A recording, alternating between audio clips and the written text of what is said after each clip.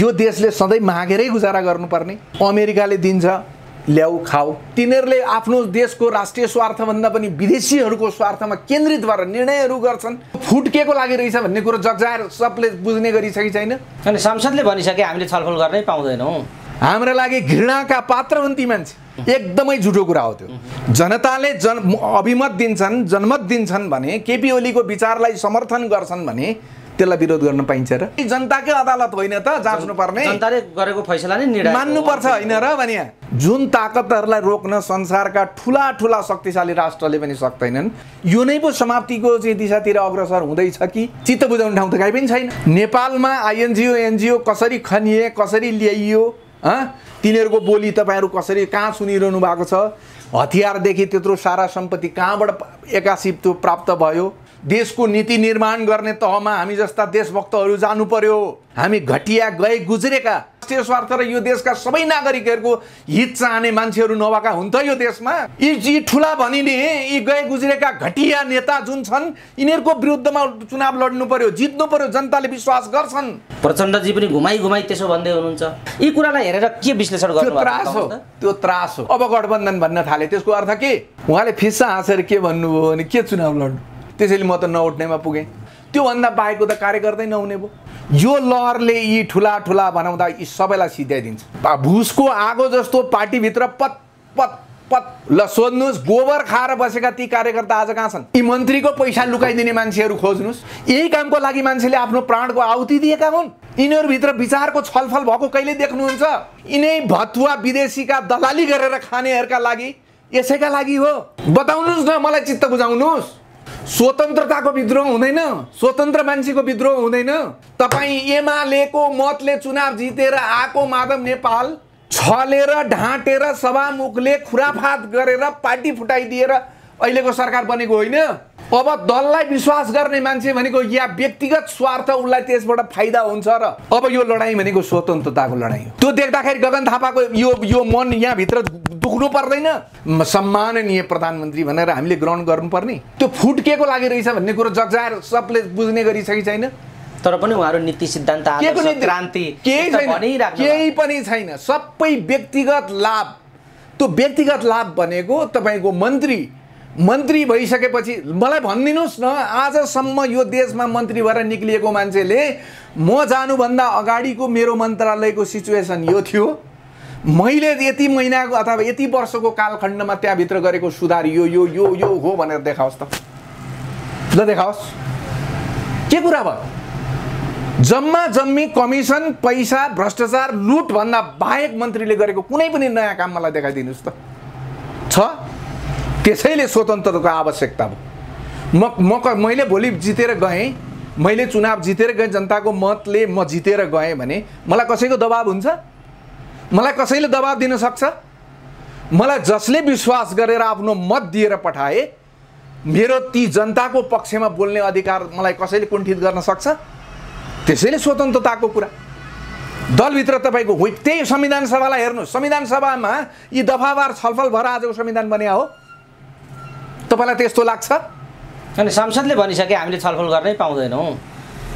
दलले माथिबाट जे भन्यो त्यही, हामी स्वतन्त्रै छैनौँ। यो संसद भन्ने कुरा लोगो म लुकाएर हिँड्छु, बाहिर जनताले मान्छेले देख्दाखेरि थुक्ने भएको हुनाले मैले यो खोलेर लुकाएर हिँड्छु भनेर संसदले सार्वजनिक रूपमा तपाईँ सांसदहरू भनिरहेछ। यिनीहरू माननीय भन्छ।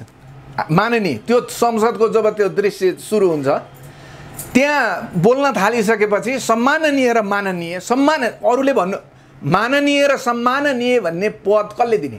जनताले। के का आधारमा? कामका आधारमा, उसले गरेको सेवाका आधारमा। पद कहीँ ठुलो हुन्छ?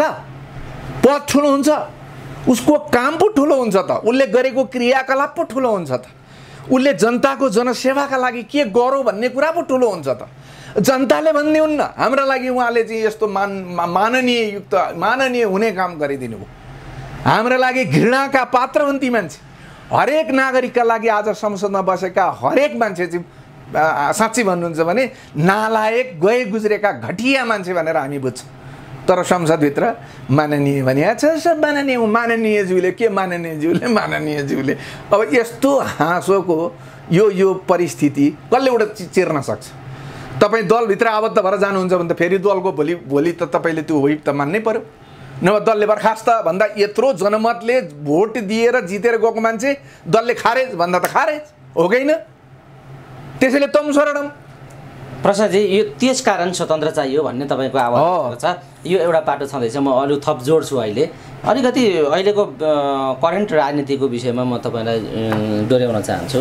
जुन खालको तरिकाबाट स्थानीय निकायको निर्वाचन सम्पन्न भयो, जुन खालका परिणामहरू देखा परे, यी परिणामहरू र अहिलेका निर्वाचनका अवस्थाहरूलाई तपाईँले कसरी हेर्नुभयो? किन यो परिणामले गठबन्धनभित्र ठुलो असन्तुष्टि पैदा गर्यो? यो हामीलाई भोटर मात्रै बनाइयो भन्दै हुनुहुन्छ माधव नेपालजी। माओवादी पनि यति सन्तुष्ट भए पनि बाहिर सन्तुष्टि नदेखाइराखेको स्थिति पनि छ। यी सबै कुरा हेर्दा गठबन्धनको राजनीति अब स्थानीय निकायको निर्वाचन पछि कता लाग्यो? गठबन्धनको सामना गरेको एमालेको ओलीजीको राजनीति अब कता जाने देखिन्छ? यसलाई कसरी हेर्नु भएको छ? हेर्नुहोस्, यो गठबन्धन जसरी प्रारम्भ पनि केपी ओलीको सरकारलाई समाप्त गरेर यो गठबन्धनको जुन सरकार स्थापना गरियो, यो भित्र नै निकै ठुलो षड्यन्त्र छ। यसमा विदेशीहरूको प्रत्यक्ष स्वार्थ लुकेर यो सरकारको निर्माण भएको। नत्र भने न सिद्धान्त, न आदर्श, न दर्शन, न कुनै चिज, न वर्गीय, उनीहरूकै हिसाबले कुरा गर्नुहुन्छ भने वर्गीय हिसाबले पनि कम्युनिस्टहरूले त वर्गीय कुरा गर्छन् नि, वर्गीय होइन, वर्ग सङ्घर्षको कुरा गर्छन्। त्यस्तो चिजभित्र गठबन्धन सिर्जना त्यति सजिलै हुनुको पछाडिको कारण विदेशी ताकत हो। आज विदेशी ताकत के चाहन्छ? हाम्रो समाज यसरी विभाजित होस् कि कहिले जोडिने स्थिति नै नबनोस्, जोडिनै नसकोस्, समाजमा त्यति ठुलो विग्रह उत्पन्न होस्। हामीसँग हाम्रो देशसँग स्वार्थ राख्ने, यो देशभित्र सामरिक, आर्थिक, अन्य जति पनि स्वार्थ राखेका चाहिँ विदेशीहरू छन्, विदेशी ताकतहरू छन्, शक्तिहरू छन्, तिनीहरू के चाहन्छन् भने हाम्रो समाज एक भएर राष्ट्र निर्माणमा लागेको देख्न सक्दैनन्। स्थानीय निर्वाचनमा चुनाव जित्ने, प्रतिनिधित्व गर्ने भनेको कुरो त त्यहाँका बहुल जनताले के अरे इच्छाएको मान्छे, बहुमत दिएको मान्छे हुने हो नि, हो? त्यहाँ गठबन्धनको कसरी गुन्जाइस हुन्छ? त्यो पनि यस्तो गठबन्धनको भन्दा तपाईको माओवादी, समाजवादी, एमालेबाट टुक्रिएर गएको समाजवादी, अर्को मधेसी एउटा चाहिँ क्षेत्रीय दल, अर्को तपाईको चाहिँ के अरे काङ्ग्रेस, यो सबै मिलेर सत्ता क्याप्चर, त्यहाँको स्थानीय सत्तामा चाहिँ आफ्नो चाहिँ वर्चस्व कायम गर्न जानु भनेको त्यो पनि एक खालको षड्यन्त्र हो। म त्यसलाई षड्यन्त्रकै रूपमा बुझ्छु। जसरी भए पनि स्थानीय सत्ता कब्जा गर्नु। तर यो वैदेशिक षड्यन्त्रद्वारा प्रेरित जुन खालको गठबन्धन, जुन खालको विभाजन छ, उहाँहरूले प्रष्टीकरण दिँदाखेरि ओलीको प्रतिगमन रोक्नका निम्ति उठाइएको कदम हो यो। केपी ओलीको प्रतिगामी कदम, यो व्यवस्था मास्ने, संविधान मास्ने, सङ्घीयता मास्ने, अहिलेको परिवर्तनलाई नै मासेर उल्टो बाटोमा हिँड्ने केपी ओलीको जुन रवैया देखियो, यसलाई अन्त्य गर्नका निम्ति, यसलाई रोक्नका निम्ति हामीले यो कदम चालेका हौँ भन्ने जुन खालको परिभाषा छ नि, यसमा के भन्नुहुन्छ? त्यो भन्नका लागि मात्रै हो। यदि केपी ओलीले राखेका विचारहरू जनताले अनुमोदन गर्छन् भने केपी ओली तानाशाही हुन्छ? मल्टिपार्टी डेमोक्रेसी, यो बहुदलीय व्यवस्था जुन छ, यसमा दलले आफ्नो दृष्टिकोण सार्वजनिक गरेर जनमत लिनलाई जब जान्छ, त्यसमा जसले जनमत प्राप्त गर्छ त्यो चाहिँ जनताको जनमत सहितको सरकार हो नि, हो? यदि केपी ओलीले यो संघीयता चाहिँदैन, संघीयता पनि मास्ने, गणतन्त्र पनि मास्ने उहाँहरूले भने जस्तै हो भने हुन चाहिँ त्यो होइन, त्यो झुटो कुरा हो, एकदमै झुटो कुरा हो त्यो। तर पनि ल एकछिनको लागि मानिलिउँ उहाँहरूले भनेको कुरा सत्य हो। केपी ओली चाहनुहुन्छ यो संघीयता पनि समाप्त होस्, गणतन्त्र पनि समाप्त होस्, धर्मनिरपेक्ष पनि सापेक्षमा परिणत होस्। उहाँहरूले भने जस्तो चाहिँ पश्चगमनतिर जाने सोचका साथ केपी ओली जनमतमा लिन जानुभयो र जनताले बहुमत दियो भने त्यसलाई स्वीकार गर्ने कि नगर्ने? को डिक्टेटर, को तानाशाही? यो सरकार, यो गठबन्धन तानाशाही कि केपी ओली तानाशाही? जनताले अभिमत दिन्छन्, जनमत दिन्छन् भने, केपी ओलीको विचारलाई समर्थन गर्छन् भने त्यसलाई त स्वीकार गर्नु पर्यो नि, परेन? माओवादीले आजको दिनमा आफ्नो विचार लिएर म जनवादी चाहिँ केन्द्रीय जनवादलाई चाहिँ म स्थापना गर्न चाहन्छु। जनवाद अन्तर्गत यी कुराहरू म गर्न चाहन्छु। म बैंकरलाई राष्ट्रियकरण गर्न चाहन्छु, धनी पुँजीपतिहरूको सम्पत्ति राष्ट्रियकरण गर्न चाहन्छु भनेर भोलि चुनावमा जाँदाखेरि जनताले मत दियो भने त्यसलाई विरोध गर्न पाइन्छ र? यदि त्यो असफल भयो भने जाँच्ने ठाउँ त त्यही हो नि, त्यही जनताकै अदालत होइन त जाँच्नु पर्ने? जनताले गरेको फैसला नै निर्णय मान्नुपर्छ होइन र भने? अनि त्यो तपाईको हो। यसको अर्थ के हो? जनता वास्तवमा संघीयता विरोधी छ, जनता गणतन्त्र विरोधी छ, जनता धर्म सापेक्ष हुनुपर्छ भन्छ, जनमत एकातिर छ। त्यसलाई चाहिँ रोक्न, जनमतलाई कमजोर बनाउनको लागि आम नागरिकहरूको चाहिँ जुन भनाइ छ, उनीहरूको सोच छ, सोचाइ छ, त्यसलाई चाहिँ कुण्ठित गर्नका लागि अनि गणतन्त्र के भन्छ गठबन्धन गरेर तपाईको चाहिँ सुँगुर र के भन्छ गाईको बिचमा चाहिँ त्यस्तो खालको चाहिँ सिद्धान्तहीन गठबन्धन गरेर अनि तपाईँ गएर जनताको चाहिँ त्यो यो उसलाई चाहिँ रोक्न, वेबलाई रोक्न खोज्छु भनेर जाने चाहिँ त्यो चाहिँ ठिक हो त? त्यसो गर्न खोज्दा देखिगयो नि, काठमाडौँमा धनगढीमा देखियो, धनगढीमा देखियो, अन्त पनि देखिन्छ। म त्यही भन्दैछु तपाईँलाई, यो देशभरिबाट यो देशलाई माया गर्ने, यो देश म अहिले देखिराखेको छु। विदेशी ताकतहरू जुन रूपमा चाहिँ सल्बलाइरहेका छन्, विदेशी ताकत पनि त्यस्ता ताकतहरू जुन ताकतहरूलाई रोक्न संसारका ठुला ठुला शक्तिशाली राष्ट्रले पनि सक्दैनन्, त्यस्ता ताकतहरू यहाँ मडारिएको देख्दाखेरि मलाई लाग्छ हाम्रो राष्ट्रिय स्वाधीनता नै पो समाप्त हुनेतिर गइरहेको छ कि। हामीले एउटा जुन हाम्रो चाहिँ वीरगाथा, हाम्रो चाहिँ एउटा गौरवशाली इतिहास बोकेको हाम्रो अखण्ड नेपाल, यो नै पो समाप्तिको चाहिँ दिशातिर अग्रसर हुँदैछ कि त्यता जान लागेको हो कि? चित्त बुझाउने ठाउँ त काहीँ पनि छैन। प्रसादजी यसो भन्दै गर्दा नि ठ्याक्कै तपाईँले यस्तो आशंका गर्दै गर्दा अहिले पेसिफिक सेनाका जनरल नेपाल भ्रमणमा हुनुहुन्छ, 4 दिने भ्रमणका लागि उहाँ नेपाल आउनु भएको छ र घुमिराख्नु भएको छ। एकातिर उहाँ भ्रमणमा आउनु भएको छ, अर्कातिर शेरबहादुरजी र नेपाली सेनाका सेनापति अमेरिका भ्रमणको मिति तय भइसकेको छ। शेरबहादुरजी अमेरिका जाँदै हुनुहुन्छ। के पाक्दैछ भन्ने एउटा गम्भीर मानिसहरूको बिचमा प्रश्न उठेको छ। यसले गम्भीर किसिमको आशंका पनि जन्माएको छ। यो एमसिसीसँगै जोडिएर आएको विषय हुनाले यहाँ धेरै गम्भीर किसिमका षड्यन्त्रहरू छन् भन्ने मान्छेको आशंका छ। तपाईँले यसलाई कसरी हेर्नु भएको छ? यहाँ के खिचडी पाक्दैछ बताइदिनुहोस् त। मैले तपाईँलाई विदेशी ताकत भनेर जुन म भन्छु नि, त्यो हरेक कुराको पछाडि म यही देख्छु। मैले त्यो धेरै सबभन्दा पहिला मेरो जुन मैले झापामा बोलेको भिडियो सार्वजनिक भएको थियो त्यसैमा मैले भनेको छु, नेपालको माओवादी कथित जनयुद्धदेखि 62-63 को आन्दोलनसम्मका सारा गतिविधिको पछाडि विदेशी ताकत छ। त्यो आम जगजाहेर छ। नेपालमा आइएनजिओ एनजिओ कसरी खनिए, कसरी ल्याइयो, त्यति बेला तपाईँ उग्र भाषण दिने चाहिँ नागरिक स्वतन्त्र नागरिक समूह समाजका अगुवा भनिनेहरू आज कहाँ छन्? तिनीहरूको बोली तपाईँहरू कसरी कहाँ सुनिरहनु भएको छ? तिनीहरू आज किन बोलिराखेका छैनन्? कति पैसा नेपालमा आयो, त्यो पैसा कुन प्रयोजनमा कहाँ कसरी खर्च भयो? माओवादीले त्यत्रो युद्ध चाहिँ राज्यसँग चाहिँ बराबरीको द्वन्द्व गर्नका लागि आवश्यक पर्ने हतियारदेखि त्यत्रो सारा सम्पत्ति कहाँबाट एक्कासी त्यो प्राप्त भयो, त्यो तालिम कहाँबाट प्राप्त भयो? ती सबै कुराका पछाडि विदेशी स्वार्थ छ।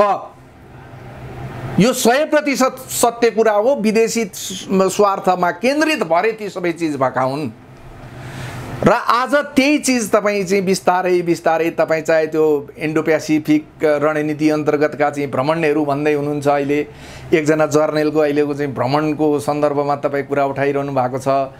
अमेरिकाको बेला बखतमा आफ्ना अभिव्यक्तिहरू, चिनिया अभिव्यक्तिहरू, भारतीय अभिव्यक्तिहरू यी जति पनि देख्दै हुनुहुन्छ, इन्डो पेसिफिक जुन जर्नल आइरहेका छन् ती पहिला इन्डियामा गएर गुप्तगु गरेर इन्डियासँग आफ्ना कुराहरू राखिसकेपछि अनि नेपाल आउँदैछन्। त्यहाँ चाहिँ के स्वार्थहरू प्रेरित भएर आउने हुन् र त्यसै कारण मैले तपाईँलाई भनिरहेको छु, यदि भोलि यो मुलुक सामरिक रूपमा हाम्रा दुईटा छिमेकी ठुला देशहरू, एकातिर त्यत्रो ठुलो चाहिँ अहिले विश्वमै शक्तिशाली भनेर देखा परिराखेको अमेरिकालाई शुद्ध टक्कर दिन सक्ने सामर्थ्य राख्ने चीन, अर्कोतिर यो चाहिँ लोकतन्त्रको पर्याय भनेर यत्रो ठुलो भारत, यी दुईटाको स्वार्थमा भोलि यो नेपाल प्रयोग हुने परिस्थिति भयो भने के हुन्छ होला तपाईँ आफै अनुमान गर्नुहोस् न, के हुन्छ होला? कागजी रूपमा त प्रयोग सुरु भइसक्यो हो, अब खालि फौजी र भौतिक रूपमा हुन बाँकी मात्रै हो। प्रयोग सुरु भइसक्यो अब भन्नुहोस्।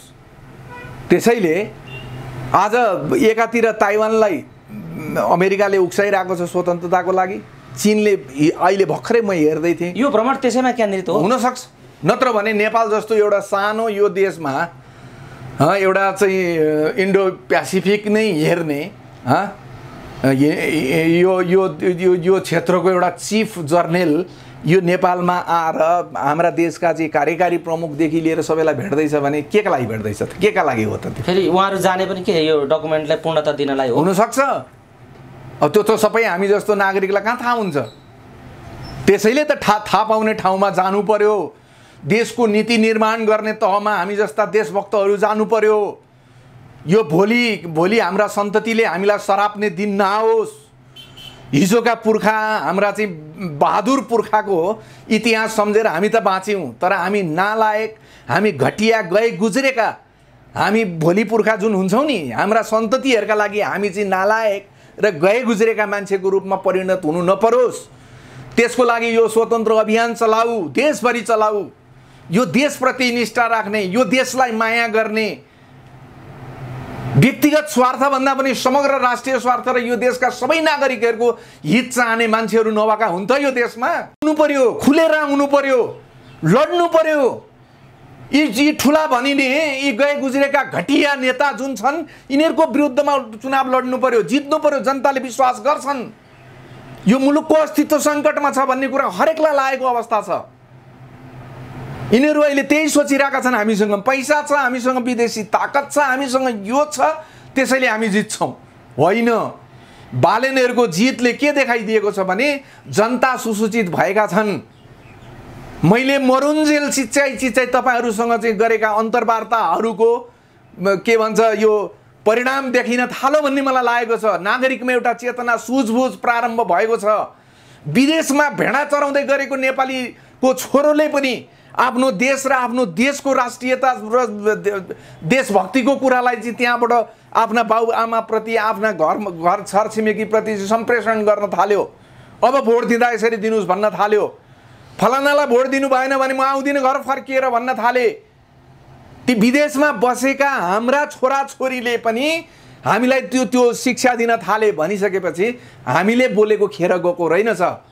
तपाईँहरूले जो मिडियाकर्मी हुनुहुन्छ, तपाईँहरूले हामीसँग आएर गरेका बहसका परिणामहरू समाजमा, गाउँमा, देशमा, विदेशमा देखा पर्न थाल्यो। त्यसैले यसलाई अभियान बनाऊ, यसलाई आन्दोलन बनाऊ, यस्तो आन्दोलन बनाऊ कि यो देशभक्तहरूको आन्दोलन बनोस्, यो राष्ट्रप्रेमीहरूको आन्दोलन बनोस्। प्रसादजी, अहिले यो तपाईँको पवित्र उद्देश्य भावना, राष्ट्रप्रतिको कर्तव्य, जिम्मेदारी सबै कुरा एउटा सचेत नागरिकले गर्नुपर्ने कुराका लागि तपाईँले आवाजहरू उठाइराख्नु भएको छ, सुसूचित गरिराख्नु भएको छ, लड्नुपर्छ भन्ने आत्मविश्वास पनि राखिराख्नु भएको छ। त्यो आफ्नो ठाउँमा स्वागत योग्य र सम्मान योग्य छँदैछ। तर यस्ता आवाजहरूलाई, यस्ता विचारहरूलाई निषेध गर्नका निम्ति विभिन्न किसिमका कहिले गठबन्धन, कहिले लोकतान्त्रिक गठबन्धन, कहिले वाम गठबन्धन, कहिले जनयुद्ध, कहिले धनयुद्ध, कहिले समाजवादी क्रान्ति, कहिले साम्यवादी लक्ष्य, यस्ता खालका कुराहरू नेपाली राजनीतिमा लामो समयदेखि हुँदै आयो र हुनेवाला जारी छ, अहिले पनि जारी छ। अब यो लोकतान्त्रिक गठबन्धनमा स्वार्थ एउटा सिद्ध भयो या भएन, यस पछाडि तुरुन्तै अहिले वाम गठबन्धनका कुरा पनि उठेका छन्। समग्रमा उद्देश्य यस्ता खालका विचार र चेतनाहरूलाई ब्रेक लगाउने, निस्तेज गर्ने, बाटो छेक्ने, अवरोध गर्ने उद्देश्यमा प्रेरित भएर यस्ता किसिमका राजनीतिक क्रियाकलापहरू पनि बढिराखेका छन् र विभिन्न डिजाइनहरू रातारात हुने खालका घटनाक्रमहरू पनि विगतदेखि अहिलेसम्म देखिएको छ। र अहिले फेरि वाम गठबन्धनको चर्चा उठेको छ। झलनाथजी त्यसो भन्दै हुनुहुन्छ, प्रचण्डजी पनि घुमाई त्यसो भन्दै हुनुहुन्छ। अहिले यो वाम गठबन्धनको सम्भावना कस्तो छ? यो बेला फेरि किन वाम गठबन्धनको कुरा उठेको छ? यो गठबन्धनको खटपटी के हो? माओवादीका देव गुरुङहरू फेरि एमसीसीको तीव्र आलोचना गर्न थालेका छन्। हिजो व्याख्यात्मक घोषणा ल्याएर मुस्कुराउँदै हाँसेर भित्रैदेखि खित्का छोड्दै त्यो डकुमेन्ट प्रचण्डजीलाई दिने त फेरि देवगुरुङजी पनि हुन्। त यस्तो खालको प्रवृत्ति र रवैया पार्टीका नेताहरूमा देखिएको छ र अहिले अर्को खालको समीकरणको चर्चा पनि उठेको छ। यी कुरालाई हेरेर के विश्लेषण गर्नुभएको छ? त्यो त्रास हो। अब के हुन्छ यो गठबन्धन भइरहेछ? त्यो त्रास हो, त्यही हो सङ्केत भनेको। सच्चा जनक्रान्तिको प्रारम्भ भयो, अब हुन लाग्यो भनेर अब तपाईँका हिजोका घनघोर ठुल्ठुला दुश्मन शत्रुहरूको रूपमा चाहिँ परिचित मान्छेहरू पनि अब गठबन्धन भन्न थाले। त्यसको अर्थ के? तपाईँलाई म हिजो एउटा सानो कार्यक्रममा गएको थिएँ। एकजना मेरा नातेदार नेपाली कङ्ग्रेसमा निकै लामो समय मैले देखेको, मैले जानेको दिनदेखि आजसम्म निरन्तर रूपमा नेपाली कङ्ग्रेसको स्थानीय नेताको रूपमा, राम्रो नेताको रूपमा, भद्र नेताको रूपमा परिचित मान्छेले बाइ द वे कुराको प्रसङ्गमा अब कहाँबाट चुनाव लड्नुहुन्छ त तपाईँ भनेर मैले सोधेँ। उहाँले फिस्सा हाँसेर के भन्नुभयो भने के चुनाव लड्नु, चुनाव लडेर जितिने स्थिति छैन। स्वतन्त्रको यो भ्यालीको होइन, यो बाहिरको कुरा, पूर्वतिरको कुरा गर्दैछु म। चुनाव जितिने स्थिति छैन। हेर्नुहोस्, 1-2 करोडभन्दा घटीले चुनाव हुँदैन। 2-3 करोड खर्च गरेर चुनावमा गएर हारियो भने त्योभन्दा घटिया गए गुज्रेको स्थिति के हुन्छ? पैसा गयो, इज्जत बेइज्जत भयो, यत्रो वर्ष लगानी गरेको सारा चिज समाप्त भयो। त्यसैले म त नउठ्नेमा पुगेँ। किन? स्वतन्त्रको यस्तो चाहिँ लहर सिर्जना भयो। हुन पनि पार्टीभित्रका क्रियाकलापहरू, हाम्रा क्रियाकलापहरूले जनतालाई यति असन्तुष्ट बनायो कि नेपाली कङ्ग्रेसको सिद्धान्त, आदर्श, दर्शन, विचार, सोच के हो त्यो भन्दा पनि तपाईँ शेरबहादुरको मान्छे कि कोइरालाको मान्छे, तपाईँ कसको नजिकको मान्छे, को पावरमा छ, को कहाँ छ, त्योभन्दा बाहेकको त कार्य गर्दै नहुने भयो।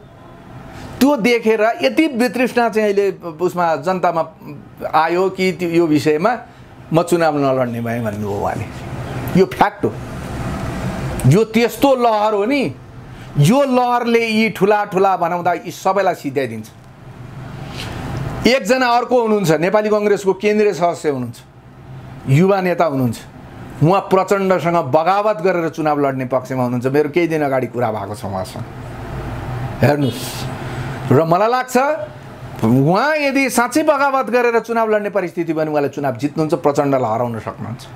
त्यस्ता नेताहरू पार्टीभित्रै विद्रोह गर्ने अवस्थामा पुगेका छन्। तपाईँ यो कुरा मान्नुहोस्। भुसको आगो जस्तो पार्टीभित्र पत पत पत पत जलेको भुसको आगो जस्तो भित्र पतपताइरहेको अवस्था छ। कहाँ कति बेला ज्वालो फुट्ने हो त्यो थाहा छैन। हेर्नुहोस्, कहिलेसम्म एउटा नेताको छत्रछारी वरिपरि घुमेका मान्छेहरूको हालिमुहाली हेरेर कार्यकर्ता कहिलेसम्म चुप लागेर बस्छ? एमालेमा तपाईँ पूर्वको मान्छे, तपाईँ सम्झिनुहोस्, एमालेमा त्याग गरेर माले हुँदै एमाले हुँदासम्म त्याग र निष्ठाका साथ बसेका कार्यकर्ताहरू तपाईँ आज 1-2 जना तपाईँ सम्झिनुहोस् त, आँखा चिम्लेर तिनीहरूको गति सम्झिनुहोस् त। ती आज आम नागरिकको रूपमा पनि दर्दनाक जिन्दगी बाँचेर बसेका छन् कि छैनन्? सानो दुर्गा अधिकारी भन्ने मैले जेलमा भेटेको थिएँ। ठुलो दुर्गा, सानो दुर्गाले के भन्नुहुन्थ्यो भने जब धर्म ढकालको हत्या पछाडि उहाँहरू फरार हुनुभयो, भाग्नुभयो, त्यो भर्खर पाटा काटेको त त्यो तिखो हुन्छ नि, त्यस्तो बारीमा रातभरि कुद्दाखेरि तल पैताला जम्मै छिया त्यो पैताला हेरि नसक्नु, जम्मै रगताम्य त्यस्तो स्थिति भएको थियो अरे। जङ्गलमा गएर लुक्नुभयो, खाने पिउने केही छैन, 1 दिन खप्नुभयो, 2 दिन खप्नुभयो, 3 दिन खप्नुभयो, केही नभेटेपछि गाईको गोबर भेटेर गाईको गोबर खाएर म बसेँ भन्नुहुन्थ्यो। सायद जिउँदै हुनुहुन्छ होला अहिले पनि उहाँ चाहिँ मेचीनगरतिर जिउँदै। सोध्नुहोस् घर, यो 42 सालतिरको कुरा हो, उहाँ जीवितै हुनुहुन्छ। ल सोध्नुहोस्, गोबर खाएर बसेका ती कार्यकर्ता आज कहाँ छन्? तर आज पार्टीले भित्रियाका कार्यकर्ताहरू, भर्खरै पार्टीभित्र भित्र्याउँदै गरेका कार्यकर्ताहरू हेर्नुहोस्, कोमल ओलीको योगदान के हो पार्टीभित्र? अथवा त्यो विलक्षणता के हो? ल एकछिनको लागि मानौँ विलक्षण प्रतिभागी धनी भएर पार्टीले ग्रहण गरेको हो भने त्यो विलक्षणता के हो? म कार्यकर्ताको हैसियतले त्यो थाहा पाउनुपर्छ कि पर्दैन? केपी ओलीलाई राम्रो लाग्यो, टपक्क टिपेर लिएर गयो, सकियो, कसैले बोल्न नपाउने। त्यही हो प्रजातन्त्र, त्यही हो लोकतन्त्र। जसको जुन दायित्व, जुन चिजको उसँग क्षमता छ त्यसले त्यो काम गर्न पनि नपाउने। ल भन्नुहोस्, गोबर गाईको गोबर खाएर जो मान्छेले यो यो यो पार्टीको सङ्घर्षमा आफ्नो जीवन लगानी गर्यो त्यो मान्छेको हैसियत कहाँ छ मलाई देखाइदिनुहोस्। र आज हालिमुहाली गर्दै गरेका मान्छेहरू, आज जो हालिमुहाली गर्दैछन् नि, तिनीहरूको अवस्थाको बारेमा एकचोटि तपाईँहरू खोजमूलक पत्रकारिता गर्नुहोस् त। यी मन्त्रीको पैसा लुकाइदिने मान्छेहरू खोज्नुहोस्, चाहे काङ्ग्रेसका हुन् चाहे एमालेका हुन्, जसका भए पनि मन्त्री भइसकेपछि कमाएको पैसा लुकाइदिने मान्छेहरू हेर्नुहोस्। काङ्ग्रेसका मन्त्रीले एमालेका तस्करलाई पैसा, माओवादीका मन्त्री सांसदहरूले तपाईँको काङ्ग्रेसका तस्करलाई पैसा हिजो केपी ओली त्यसरी दिएर चलाइरहेको पनि हिजो केपी ओली प्रधानमन्त्री हुँदाखेरि पुलिसभित्रको एउटा दलाल, जो दलाली गरेर केपी ओलीको नेतृत्वमा चाहिँ पैसा पुर्याउँथ्यो र हालिमुहाली गर्थ्यो, सरुवा बडुवा आदि इत्यादि जे सबै काम गर्थ्यो। आज शेरबहादुर देउवा नेपाली कङ्ग्रेसको के अरे नेतृत्वमा सरकार छ, त्यही दलाल आज पुलिसभित्रको फेरि त्यही मान्छे नै त्यो काङ्ग्रेसको नजिकमा बसेर फेरि हालिमुहाली गर्छ, त्यही काम गरिरहेछ। यही खोजेको हो, यसैको लागि मान्छेको शहादत हो, यही कामको लागि मान्छेले आफ्नो प्राणको आहुति दिएका हुन्, मरे मारिए यसैका लागि हो त। अनि यी दल, यिनीहरूभित्र लोकतन्त्र छ, यिनीहरूभित्र विचारको छलफल भएको कहिले देख्नुहुन्छ? अबको मुलुकको दिशा कतातिर हो, अबको विकासको प्राथमिकता हिजो मैले हेर्दै थिएँ, गोकर्ण विष्टले विकासका यिनै नारा यिनै कुरा गर्दा गर्दै हाम्रो जीवन त समाप्त हुने भयो भनेर लेखेको छ। त्यो पीडा हो, गोकर्ण विष्टले लेखेको त्यो पीडा हो। हामी के यो राजनीतिक द्वन्द्वका लागि मात्रै यो देशमा पैदा भएका जन्मिएका मान्छे हौँ? हाम्रा प्रियजन, हाम्रा छोराछोरी यहाँ पढाएर लेखाएर दुःख कष्ट सारा झेलेर सेवा गर्न तिमी अमेरिका, अस्ट्रेलिया, कतार, खाडी त्यहाँ जाऊ, हाम्रो बाध्य यही हो। हाम्रा छोराछोरीले त्यसरी कमाएर पठाएको रेमिटेन्स यिनै भतुवा विदेशीका दलाली गरेर खानेहरूका लागि, यसैका लागि हो। यिनीहरूकै शासनलाई स्वीकार गरेर बस्नुपर्ने हामी दास हौँ यो 21औं शताब्दीका। बताउनुहोस् न, मलाई चित्त बुझाउनुहोस्। अनि किन नगर्ने विद्रोह?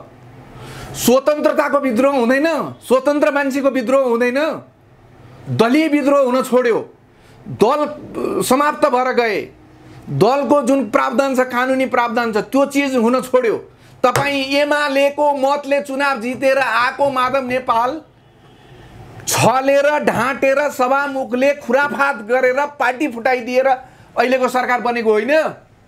कसलाई दिनुहुन्छ? परमादेशबाट बन्यो। कसलाई दिनुहुन्छ तपाईँ भोट? कुन दललाई दिनुहुन्छ? मलाई भोट भन्नुहोस् न। यो दललाई भोट दिएर के अर्थ रहेछ? दिए त जनताले जिन्दगीभरि के भन्छ तपाईँको चाहिँ गठबन्धनको सरकार दिए त। 2047 सालमा गिरिजाप्रसाद कोइरालाको एकल बहुमतको सरकार थियो, त्यो टिक्न सकेन। तपाईँको हाम्रा आँखा अगाडि छ।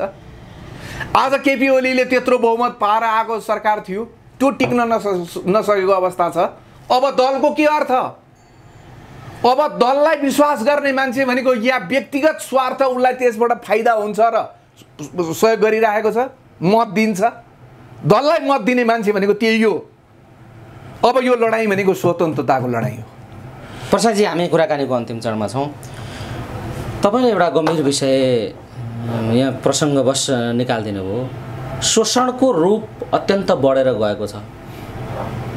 हिजो शोषणका विरुद्ध भनेर आन्दोलन गरियो, आज आएका राजनीतिक दलहरू, नेताहरू सबै एउटा शोषकको भूमिकामा देखा परे। इन्भोइस नम्बरका नाममा शोषण, राष्ट्रिय परिचय पत्रका नाममा शोषण, मूल्य वृद्धिका नाममा शोषण, भ्रष्टाचारमा लुटपाट गरेर टाट पल्टाउने यो त झन् जर्जर अवस्था। यी सबै कुरामा यी दलहरू, पार्टीहरू र नेताहरू संलग्न छन्। तर यसको विरुद्ध जो संसदभित्र रहेका दलहरू, सत्ताभित्र रहेका दलहरू यति अत्याचारपूर्ण तपाईँको शोषण गरिरहेका छन्। यो शोषणका विरुद्ध संसदभन्दा बाहिर रहेका दलहरूले किन आन्दोलन गर्न सकेनन्? यो आन्दोलन उठ्न नसक्नुको कारण के हो बताउनुहोस् त। अब दललाई विश्वासै गर्दैन मान्छेले। दलको चाहे संसदभित्र होस् चाहे बाहिर होस्, दल भनेपछि मान्छेले विश्वास गर्दैन। यो दललाई मान्छेले के ठान्न थाल्यो भने यो त्यस्तो स्वार्थीहरूको झुन्ड हो जसले मौका पाउने बित्तिकै आफ्नो व्यक्तिगत स्वार्थभन्दा दायाँ बायाँ हेर्दैन। यस्तो खालको चाहिँ म्यासेज यस्तो खालको चाहिँ नियोजित यो के भन्ने यसलाई चाहिँ नियोजित भन्ने कि यथार्थपरक भन्ने कि यस्तो म्यासेज चाहिँ सम्पूर्ण रूपमा सम्प्रेषित भयो। दललाई मान्छेले विश्वासै गर्दैन। तपाईँ घोषणापत्रमा लेखेका कुराहरू मलाई एउटा कुरा भन्नुहोस् त, अहिले बजेट प्रारम्भ अहिले आयो, बजेट आयो, गएको सालको बजेटमा छुट्याइएका रकमहरूको बारेमा समीक्षा गर्नुपर्छ कि पर्दैन? कुन कुन क्षेत्रमा विकासका पूर्वाधारको क्षेत्रमा कहाँ बजेटहरू विनियोजन भएका थिए, तिनीहरूको कार्य प्रगति के हो, त्यहाँ कति लगानी भयो, त्यसको कति चाहिँ त्यसले चाहिँ कति काम सम्पन्न भयो, के त्यो सबै कुरा केही दिनु पर्दैन? त्यो विगतको बजेट सिद्धियो, अब नयाँ बजेट, अब यो कार्यान्वयनमा हुन्छ कि हुँदैन? तपाईँ जनतालाई देखाइदिया छ यति खर्बको बजेट भनेर ल्याइदिया छ। तपाईँ 68 वर्षको मान्छे भनेको 68 वर्षको मान्छे काम गर्न सक्दैन, केही पनि गर्न सक्दैन, त चाहिँ घरमा बसेर अब त यो राज्यले दिएको चाहिँ सामाजिक सुरक्षा भत्ता खाएर बस भन्ने उद्देश्य हो नि त? हो 68 वर्ष 68 वर्षकालाई वृद्ध भत्ता, 75 वर्षकाले शासन गरिरहने, 75 का 80 82 83 जति वर्ष भए पनि बाचन्जेल रियाल चुहाइरहेछ देशको प्रधानमन्त्री। एउटा अर्को देशको प्रधानमन्त्रीको छेउमा बसिरहेछ, राल जम्मै यो सर्टभरि सारा राल बनाएको छ, निधाइरहेछ, झपझप उङ्गिरहेछ। के यो देशमा, यो देशको वीर इतिहास बोकेको यो देशमा अब यो रियालै प्रधानमन्त्री भन्दा गतिलो मान्छे निक्लिनै सक्दैन? एकचोटि हुन्छ भाइ, पटक पटक त्यही मान्छे दोहोरिएर प्रधानमन्त्रीमा आउनुको अर्थ के? त्यसैले गगन थापालाई तपाईँहरू किन ठुलो मान्छे मान्नुहुन्छ? मैले गगन थापासँग चुनाव लड्नलाई किन त्यत्रो ठुलो चाहिँ डराउनु पर्ने चाहिँ स्थिति सिर्जना हुन्छ है? त्यो देख्दाखेरि गगन थापाको यो मन यहाँभित्र दुख्नु पर्दैन? तपाईँ राजीनामा गर्नुहोस्, तपाईँको शारीरिक अवस्थाले पनि नदिनु भयो, त्यसैले तपाईँ राजीनामा गर्नुहोस् भन्न सक्नु पर्दैन? झोलापोकी राजन कहाँ राजन भन्ने त्यसो भन्ने कुरै छैन। अनि विश्वप्रकाश गगनहरू सबै अझ काङ्ग्रेसभित्रका अन्य युवराजहरू सबै त्यही। अनि भन्नुहोस् त, झोलापोकी राजन सालो दलाली गरेर हिँडिरहेको छ, छोरो पनि अहिले त धन्दा सब दलाल छोडिदिएको छ। देखि मान्छेको अगाडि छर्लङ्ग घाम जत्तिकै छर्लङ्ग रूपमा चाहिँ दलाल वरिपरि दलाल राखेको छ। अनि तपाईँ त्यस्तो मान्छेलाई चाहिँ यो देशको सम्माननीय प्रधानमन्त्री भनेर हामीले ग्रहण गर्नुपर्ने? हरेक युवा, हरेक जसको यो आफ्नो निजी मुटु धड्किन्छ नि, निजी आफ्नो सम्पत्ति आफ्नो पौरखमा बाँचेका हरेक मान्छेभित्र यो आउँदो सङ्घीय चुनावमा हरेक भित्र चाहिँ एक खालको ज्वार भाटा यो उम्लिन जरुरी छ, यो आउनुपर्छ। जी, हामी कुराकानीको अन्तिम चरणमा छौँ। नागरिकहरूमा त्यो क्रमशः आउँदै गएको हो कि भन्ने धरान काठमाडौँका सङ्केतहरूले, अन्य ठाउँका सङ्केतहरूले देखाएको छ। हेरौँ कस्तो हुन्छ चुनाव। आखिरी चुनाव अब यो अहिलेको संविधान त चुनाव त हुनैपर्छ, चुनाव नजिकै छ, त्यसमा आफ्नो एउटा रिजल्ट आइहाल्छ, त्यसबेला फेरि समीक्षा होला। तर जुन खालको राष्ट्रिय अन्तर्राष्ट्रिय राजनीति र कूटनीतिक क्षेत्रसहित शक्ति केन्द्रसहितका पेचिला परिस्थितिहरू पैदा भएका छन्, यस्तो संवेदनशील घडीमा आम दर्शक श्रोताहरूलाई के भन्न चाहनुहुन्छ र तपाईँको उम्मेदवारी हुन्छ कि हुँदैन त्यो पनि फेरि भनिदिनुहोस् जाँदै। मेरो उम्मेदवारी यदि कुनै एउटा राम्रो स्वतन्त्र उम्मेदवारी मैले कहीँ देखेँ म उठ्नुपर्ने ठाउँमा भने मेरो उम्मेदवारी हुँदैन। तर अहिलेकै दलका नेताहरूको उम्मेदवारी मात्रै दर्ता भएको अवस्थामा मेरो उम्मेदवारी दर्ता हुन्छ। म चुनाव लड्छु, म जान्छु, यो एउटा पाटो हो, यो सकियो। अब बाँकी म आम नागरिकहरूलाई, विदेशमा बसेका जति पनि आज श्रम आफ्नो पसिना बेचेर आमा बाउ पाल्दै गरेका हरेक युवाहरूलाई म एउटै सन्देश दिन्छु, यो मुलुक स्वर्गभन्दा पनि सुन्दर छ, संसारका मुलुकहरूभन्दा पनि सुन्दर, प्रकृतिले त्यस्तो सुन्दरता प्रदान गरेको मुलुक हो। तपाईहरू आज गएर खाडीमा 50 डिग्री सेल्सियसमा गएर जसरी काम गर्दै हुनुहुन्छ, यसको अर्थ हाम्रा यो देशका नीति निर्माण गर्ने, शासन सत्तामा बसेर केन्द्रीय नेतृत्व तहमा बसेका नेताहरूको अकर्मण्यता नै हो। तपाईहरू जति अहिले यो जुन छ यो सामाजिक सञ्जालबाट जुन एउटा चेतना फैलाउने काम गरिरहनु भएको छ, यसलाई निरन्तरता प्रदान गर्नुहोस्। अबको 5 वर्ष हामीले आफ्नो देशको स्वाधीनताको रक्षा गर्दै विकास निर्माणमा लाग्नुपर्ने यो युगको प्रारम्भ गर्न सकेनौँ भने यो मुलुकको अस्तित्व रहन्छ भन्ने मलाई लाग्दैन। यो मुलुक सकिन्छ। हेर्नुहोस्, गरिबी धेरै दिन टिक्दैन, गरिब धेरै दिन भएर बस्न सकिँदैन, त्यहाँभित्र अर्कोको हस्तक्षेप हुन्छ। घरबारी बेच्नुको विकल्प हुँदैन। हेर्नुहोस्, भोकै बस्नुभन्दा त बरु घरबारी बिक्री भएर चाहिँ भए पनि बाँच्नु पर्यो भन्छ मान्छेले। त्यसैले यो वीर पुर्खाहरूले आर्जिएको हाम्रो यो स्वतन्त्र सार्वभौम राष्ट्रको अखण्डता जोगाउने हो भने हरेक नागरिकभित्र विद्रोह पैदा हुन जरुरी छ। म यो देशका सम्पूर्ण नागरिकहरूलाई के प्रार्थना गर्न चाहन्छु, के अनुरोध गर्न चाहन्छु भने यी दलले गरेका कृत्रिम र यी कुकृत्यहरूको बारेमा अब फेरि विश्वासको वातावरण बन्ला भनेर तपाईहरु नठान्नुस्। स्वतन्त्रको अभियानमा सहभागी बन्नुस्। यो देशप्रति म निष्ठा साथ काम गर्छु भन्नेहरु उम्मेदवारी दर्ता गर्नुस्। आउनुस् अगाडि, भगवानलाई साक्षी राखौं, पशुपतिनाथलाई साक्षी राखौं, दक्षिणकालीलाई, पाथिभरा देवी, यो देशका जति पनि हामीले आजसम्म आस्था राखेका हाम्रा देवी देवता छन् यिनीहरूलाई भाकेर यो मुलुकको सार्वभौमिकता सहितको विकासका लागि यसपालि हामीले बुलन्द आवाज सहित अगाडि निक्लिन जरुरी छ। मेरो यही सबैलाई अनुरोध छ।